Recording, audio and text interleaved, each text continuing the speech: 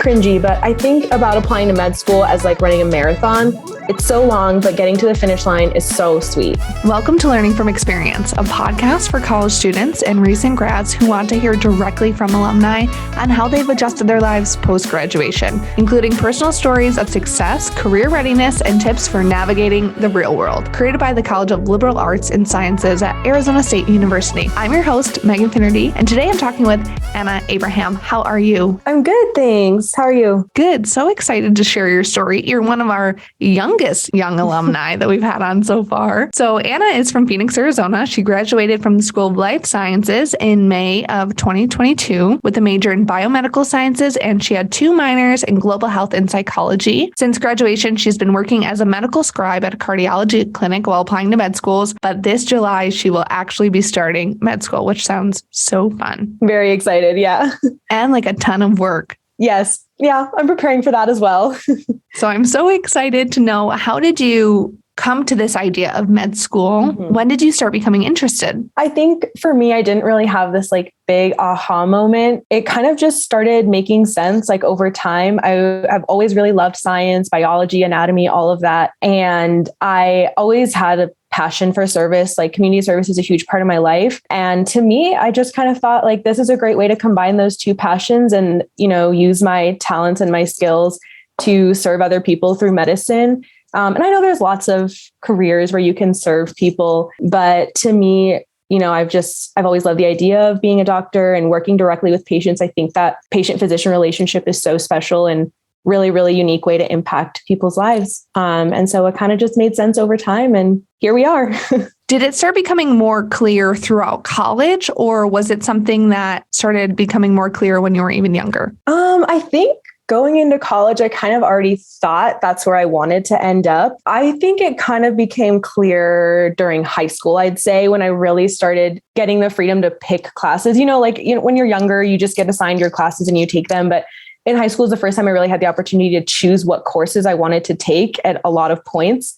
And getting to take those classes like anatomy and AP science classes where I got to dive a little deeper into the science is really when I started realizing like, this is definitely what I feel most connected to and most passionate about. And then throughout college, I really made an effort to make sure this is actually what I wanted to do, and not realize that like too late once I'm already in med school. So I did, seek out further opportunities to like shadow physicians, work in clinical spaces and that kind of thing to really get a little bit more exposure at least. And over the course of those experiences, it definitely kind of solidified and confirmed that high school me was right. And this is definitely what I want to do for the rest of my life. Okay. So once you come to that decision, you've done well in your classes here at ASU. How do you start that application process? Mm-hmm. What was it like for you going through it? Yeah, I will say it's pretty intimidating to start out. You kind of have to think about how you can shape all of your experiences in life and like your entire person into this stack of papers that the application or the admissions committees are going to receive, especially, before you get to the interview stage. I think it's difficult to like portray your whole entire self in the application. So I just started by I literally just put notes down of like bullet points of things that I wanted to make sure came across in my application about who I am, what I value, what I want for my future and my role that I see myself doing in medicine. And then from there, just kind of like so much editing and reworking of my thoughts, and also getting advice from mentors and other people who have gone through the process and who have helped other students get through the process as well. I had a few like really important mentors through undergrad, specifically like my PIs, Dr. Sarah Brunell and Dr. Katie Cooper, have always been there to mentor me. And they, of course, wrote me letters of rec. They gave me advice. They read over my personal statement for me. All of that kind of helped reduce the intimidation factor a little bit and help me feel confident going into it. If you don't mind, share it with me a little bit about what you put into your personal statement. You talked about that it's difficult to kind of capture you in just an application process. What are some of those key things that you put in there that you think maybe helped your personal story stand out? I talked a lot about like my foundations growing up. My parents are first generation immigrants from Iraq. So that was definitely something that shaped me and formed me into who I am today. And I learned a lot from them. And I also learned a lot about other cultures and how to kind of bring together two seemingly conflicting cultures, like their Middle Eastern culture. And, I was born in America. I grew up around American students and everything. So kind of like bridging those gaps, I think really shaped my perspective on the world. And I think it influences like everything I do, all my decisions, and it will definitely influence me as a future physician. So I talked a lot about that. And also like my passion for service, I think it's really core part of who I am. So I definitely talked a lot about that and kind of like the major experiences that impacted me through community service that kind of has stuck with me. And those were like the main things that I focus on in my personal statement, and showing how those two major things together really helped me realize that being a physician is what I wanted for my future. I think that example is wonderful because it's probably great advice for other students that are considering applying to med school, and making sure that you really show values and things that you're committed to. And also just, your personal range. You've blended multiple cultures in yourself. Exactly. You love giving back to your community. Just kind of shows more of a picture of, I'm smart, but I also have these other facets to me that are important, that make up who I am. Absolutely. Yeah. I feel like that's really what admissions committees want. Like they want to understand who you are, and your personal statement is kind of like that first point of like contact. Like if the first time you get to make an impression on them. So I think it's important to kind of pull together the really vital parts of yourself that you feel are important to show them. Okay, so if somebody is applying to med schools, what was your experience? How long are you spending on those applications? How many applications did you do? How important was it for you to have those reviews on your personal statement from some people that you found mentorship with? The application process is long. So it's a marathon, not a sprint, but I probably started working on my personal statement maybe 2 months before I actually submitted the application. I know some students take longer and some, don't take that much time, but I definitely started like towards the end of my senior year, trying to put together my ideas and what I really thought I wanted to include, and then making sure I had multiple rounds of review. So I also reviewed with the ASU pre-health advisors.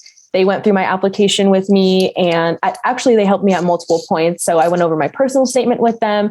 And then once I had flushed out like the activities that I wanted to incorporate into my application, you have to list out a lot of, I think you get I want to say maybe 15 activities that you can list on your application. So I had written those out and then sent a draft to my pre-health advisor. They helped me look through those as well, just making sure I had multiple eyes on the application. I would also say though, as a piece of advice, like not too many eyes. It is your personal statement and what you think is important. You know yourself better than your mentors know you, right? So I think you should take their advice and incorporate it as much as you feel comfortable doing, but don't feel like you have to change your entire story because of one person's feedback.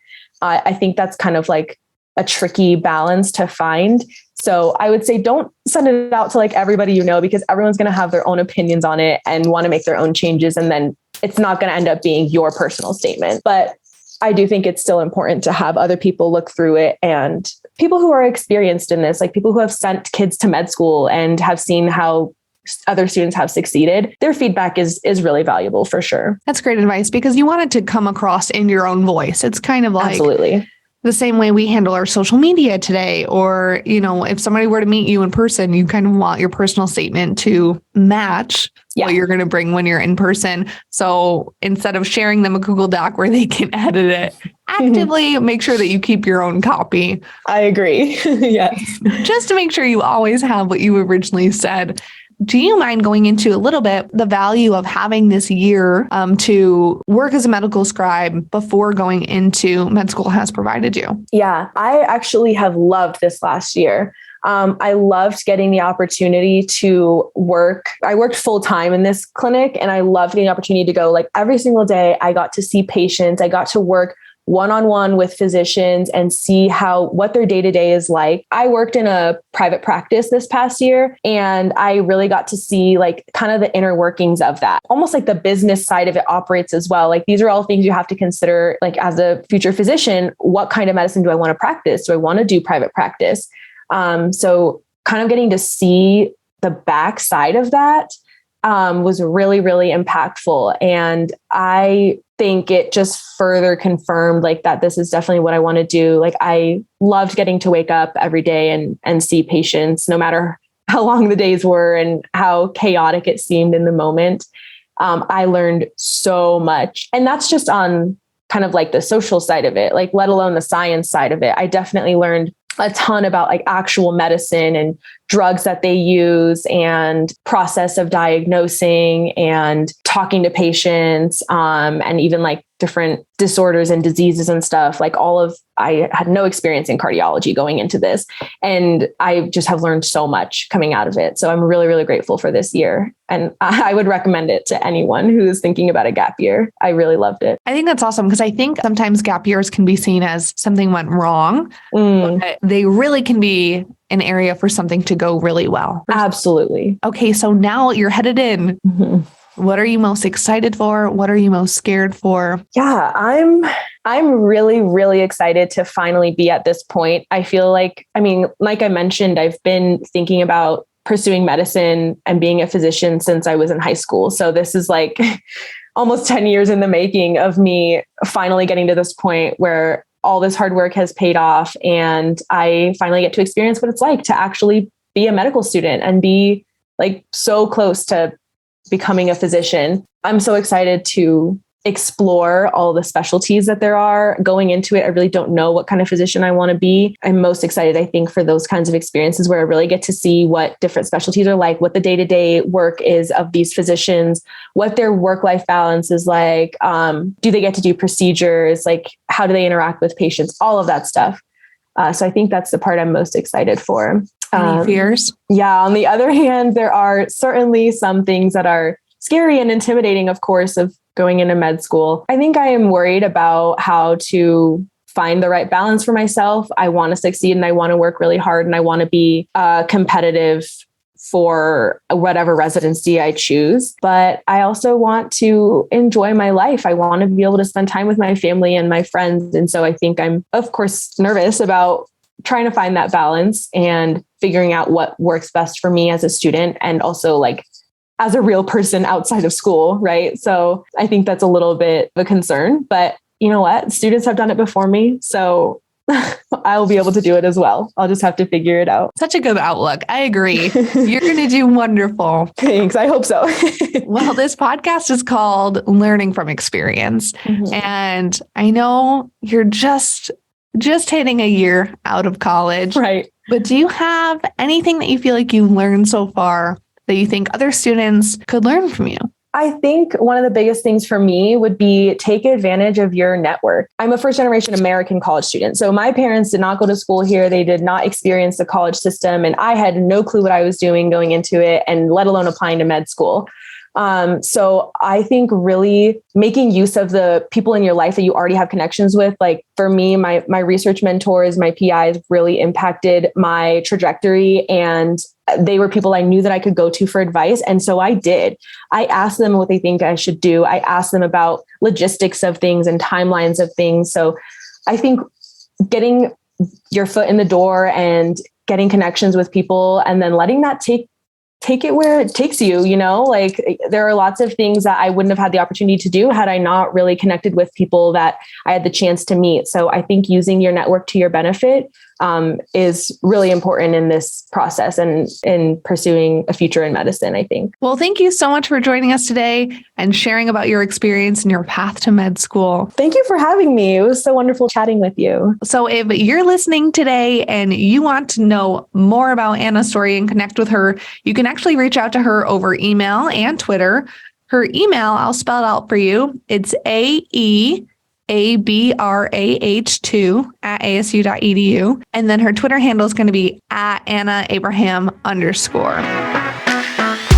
To hear more alumni advice, head to our episode page wherever you listen to podcasts, or check out the college's YouTube channel and visit thecollege.asu.edu/LFE podcast. See you next time.